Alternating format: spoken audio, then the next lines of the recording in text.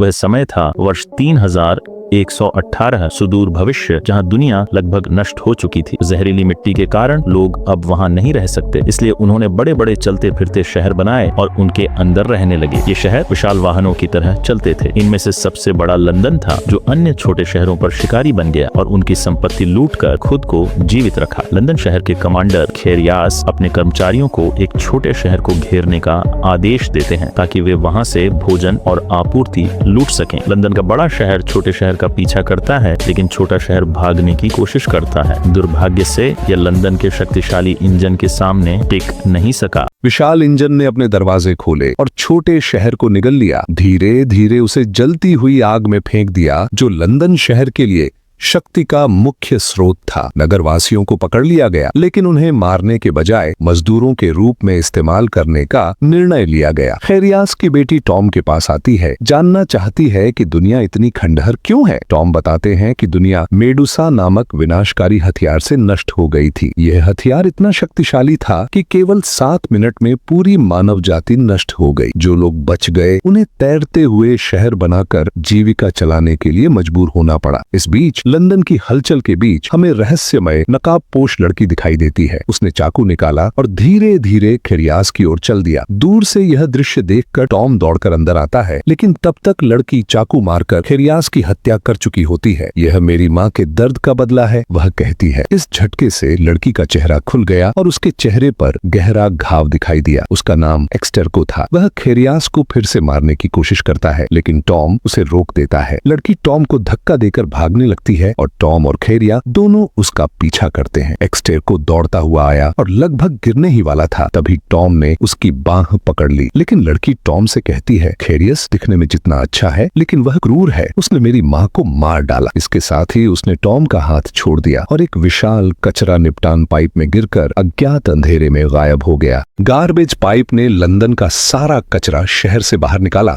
और यहीं से खेरिया का आगमन हुआ। टॉम घबरा गया। मुझे नहीं पता, लड़की हर तरह की अजीब बातें कह रही थी। वह कह रही थी कि तुमने उसकी माँ को मार डाला। खेरियास ने जरा भी उत्साहित न होते हुए टॉम को बेरुखी से कूड़े के पाइप में धकेल दिया। थोड़ी देर बाद खेरियास की बेटी और उसके गार्ड वहाँ पहुँचते हैं। लड़की अपने पिता से पूछती है, टॉम कहाँ है पापा? टॉम उस लड़की से लड़ते हुए पाइप में गिर गया। ये बहुत बुरा है। वह बहुत सीधा सादा लड़का था। तभी लड़की की नजर टॉम के एक दोस्त पर पड़ी, जिसने दूर से पूरी घटना देखी। लेकिन लड़के के चेहरे से पता चल रहा था कि वह डरा हुआ है। वह जितनी तेजी से भाग सकता था भाग गया। लड़की समझ जाती है लड़के को कुछ तो पता होगा। अगले दिन खेरियास टॉम और लड़की को खोजने के लिए एक विमान भेजता है। पूरे इलाके की जुताई कर दी गई, लेकिन उनका कोई निशान नहीं मिल सका। दरअसल टॉम और लड़की एक पहाड़ी गुफा में छुपे हुए थे। वहाँ एस्ट्रिका ने चाकू निकाला और धमकी दी, अगर तुमने मुझे तब नहीं रोका होता तो मैं खेरियास को मार सकता था। जैसे ही वह जाने की कोशिश करती है, टॉम उसे रोकता है। कृपया मुझे अकेला मत छोड़ो, मैं अपना सारा जीवन लंदन में रहा हूँ और मैं वापस जाना चाहता हूँ। मैं तुम्हें नुकसान नहीं पहुँचाऊंगा, बस मेरी मदद करो और सभी को खेरियास का असली चेहरा बताएं। यह सुनकर एस्ट्रिका टॉम की मदद करने के लिए तैयार हो जाती है।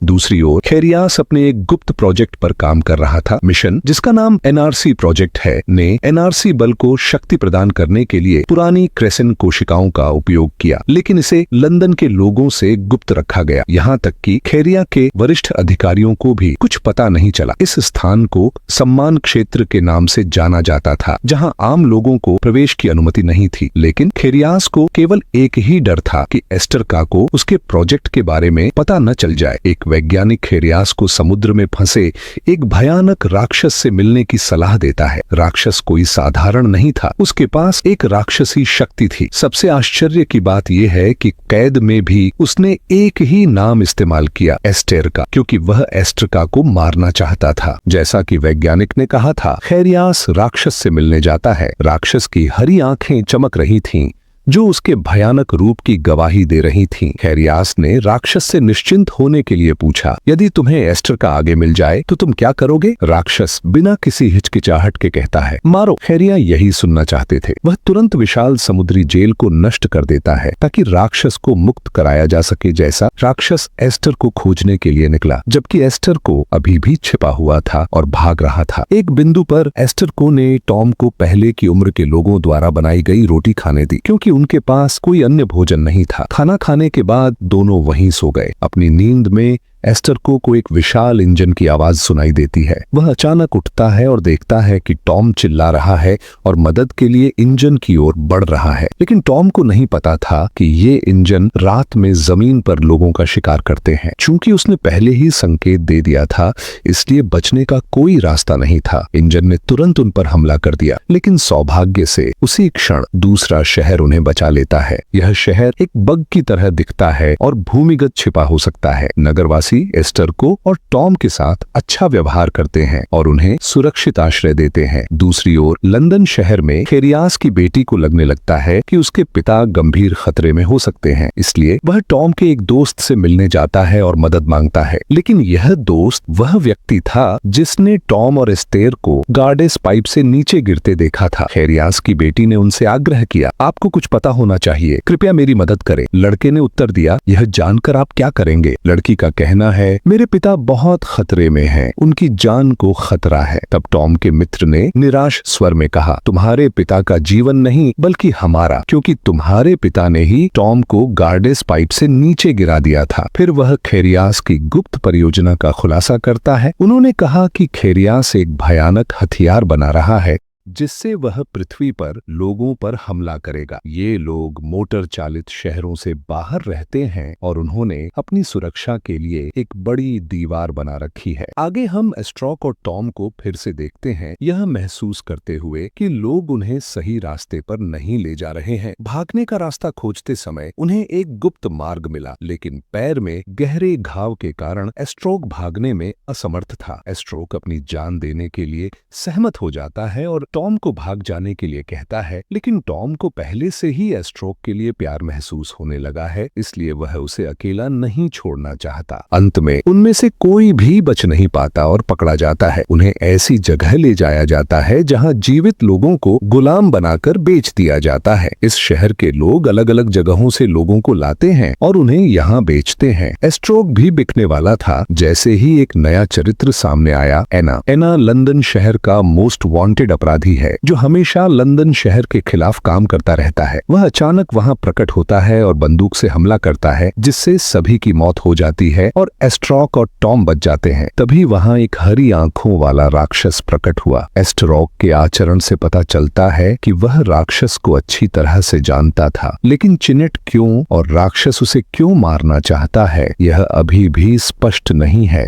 एस्ट्रोक और टॉम को राक्षस से बचाती है और अपने उड़ने वाले जहाज में उनके साथ भाग जाती है। रास्ते में एना एस्ट्रोक से पूछती है, तुम उस राक्षस को कैसे जानते हो? वह तुम्हें क्यों मारना चाहता है? एस्ट्रोक ने अपने अतीत का खुलासा किया। राक्षस को स्काई कहा जाता था, जो वास्तव में राक्षस नहीं था बल्कि एक पुराने मॉडल का अविश्वसनीय रूप से शक्तिशाली रोबोट था। एक बच्चे के रूप में जब खेरियास ने अपनी मां की हत्या कर दी तो एस्ट्रोक के पास कोई नहीं था। तभी स्काई ने उसे पाया और उसका पालन पोषण किया। उस समय खेरियास के हाथ ने एस्ट्रोक के चेहरे पर एक भयानक निशान बना दिया। जब उसने अपनी मां को बचाने की कोशिश की तो उसके तेज चाकू ने एस्ट्रोक के चेहरे का एक हिस्सा काट दिया। मैं तुम्हें अपने जैसा बनाऊंगा ताकि तुम्हें कभी कष्ट न हो, कभी बुरे सपने न आए, स्काई ने एस्ट्रोक को सांत्वना देते हुए कहा, जो अपनी मां की मृत्यु से टूट गया था। स्काई से वादा किया कि एक दिन वह स्काई जैसा बनेगा और हमेशा के लिए उसके जैसा शक्तिशाली और अमर रहेगा। लेकिन बड़े होने के बाद उसे पता चलता है कि खेरियास अभी भी जीवित है और उसके ठिकाने का पता लगाता है। रोबोट बनने से पहले वह बदला लेने के लिए स्काई से भाग जाता है। स्काई अब इस विश्वासघात के लिए उसे मारना चाहता है। एस्ट्रोक अब एना से सवाल करता है, तुमने हमें क्यों बचाया? तुम्हारा उद्देश्य क्या है? एना ने उत्तर दिया, तुम्हारी माँ मेरी सबसे अच्छी दोस्त थी। उनके निधन के बाद मैंने तुम्हारी तलाश की।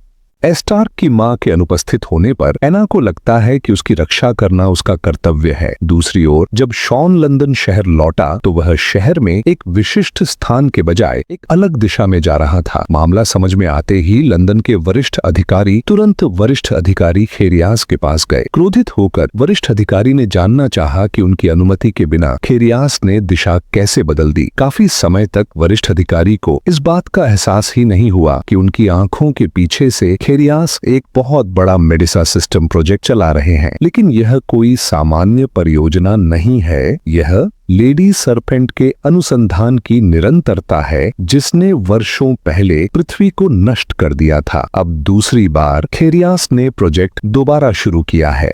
वरिष्ठ अधिकारी सभी को इस भयानक परियोजना को रोकने का आदेश देता है, लेकिन उपस्थित सभी लोग खेरिया के प्रति वफादार हैं, इसलिए कोई भी उनकी बातें नहीं सुनता। इसके बाद खेरियास ने वरिष्ठ अधिकारी की गोली मारकर हत्या कर दी। दूर से खेरियास की बेटी और टॉम का दोस्त यह दृश्य देखते हैं और उसी क्षण खेरियास की बेटी को अपने पिता के असली रूप का एहसास होता है। दूसरी ओर एना एस्टेरॉक और टॉम के साथ एक तैरते हुए शहर में पहुंचती है। वहां उन्होंने उन्हें अपने कुछ लोगों से मिलवाया। वे चर्चा कर रहे थे कि लंदन शहर तेजी से उनकी ओर आ रहा है और बहुत जल्द हमला करेगा। एना का कहना है कि अब खेरियास के हाथ में मेडिसा सिस्टम है और उसे रोकने का एकमात्र तरीका सिस्टम को क्रैश करना है, लेकिन ये कैसे करना है ये कोई नहीं जानता। एस्टेरॉक अपने अतीत को याद करते हुए कहते हैं कि उनकी माँ और खेरियास एक समय अच्छे दोस्त और निपुण वैज्ञानिक थे। उनकी माँ मेडिसा ने सिस्टम को नियंत्रित करने के लिए एक विशेष मशीन बनाई, जिसे हासिल करने की कोशिश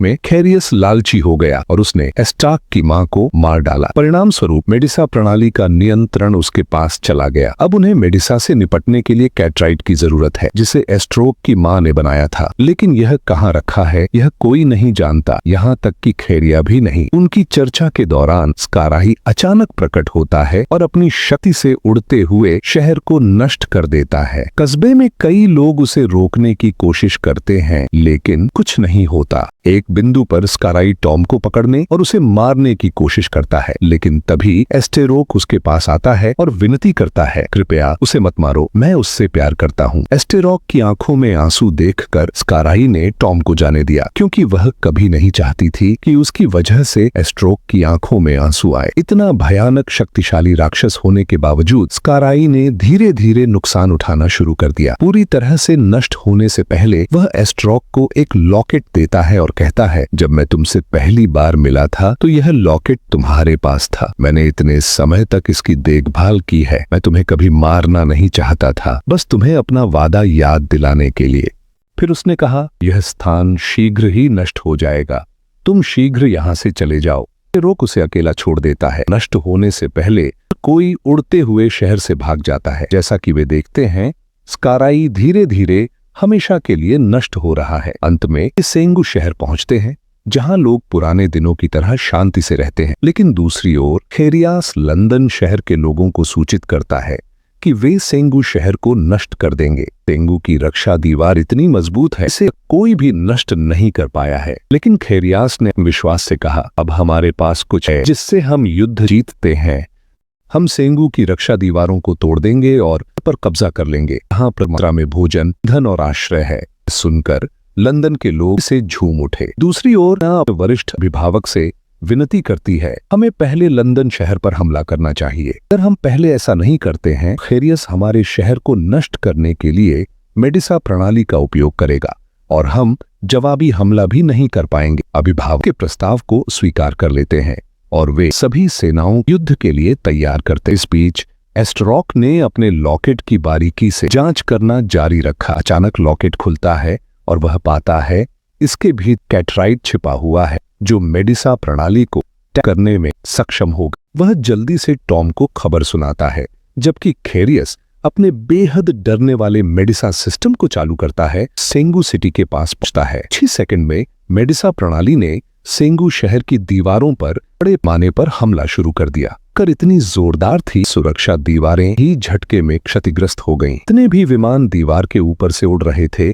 और जितने भी हथियार रखे हुए थे, अब एक पल में फट गए। इस बीच रॉक और टॉम एना को एथर्स के बारे में सूचित हैं। वे लंदन शहर हमला करने के लिए निकले। सेंगू शहर के कई लोगों की रास्ते में ही जान चली गई। आखिरकार कुछ लोग लंदन शहर में उतरने में कामयाब रहे। एना और खेरियास के बीच भयंकर युद्ध शुरू हो जाता है। दूसरी ओर एस्ट्रोक लंदन शहर के विश्राम क्षेत्र में पेशका है। सेंगू शहर एक और हमला शुरू करने के लिए दूसरी बार मेडिसा पर हमला करने की तैयारी कर रहा था, लेकिन एस्टेरोक ने तुरंत उस लॉकेट को मेडिका के सिस्टम में ठीक कर दिया, जो उसकी मां ने उसे दिया था, जिसका अर्थ है कैटराइट। कुछ ही सेकंड में मेडिसा बैठ गई। दूसरी ओर खेरियस से लड़ते समय एना गंभीर रूप से घायल हो जाती है और आखिरी क्षण में एस्टेरोक को जल्दी से भाग जाने के लिए कहती है। एना की वहीं मौत हो गई। जब खेरियास लौट रहा था तो उसकी मुलाकात अपनी बेटी से हुई। चलो यहाँ से निकलें, वह लड़की से कहता है। लेकिन उनकी बेटी को पहले से ही अपने पिता के बारे में असली सच्चाई पता थी। उन्होंने घोषणा की, मैं किसी हत्यारे के साथ कहीं नहीं जा रहा हूँ। यह सुनकर खेरिया अकेले ही चले गए। तभी एस्टेरोक ने उसका रास्ता रोक लिया। एस्टेरोक अपनी माँ की मौत का बदला लेना चाहता था, लेकिन खेरियास ने वहां एक रहस्य उजागर किया। उसने खुलासा किया कि एस्टेरोक वास्तव में उसकी बेटी है।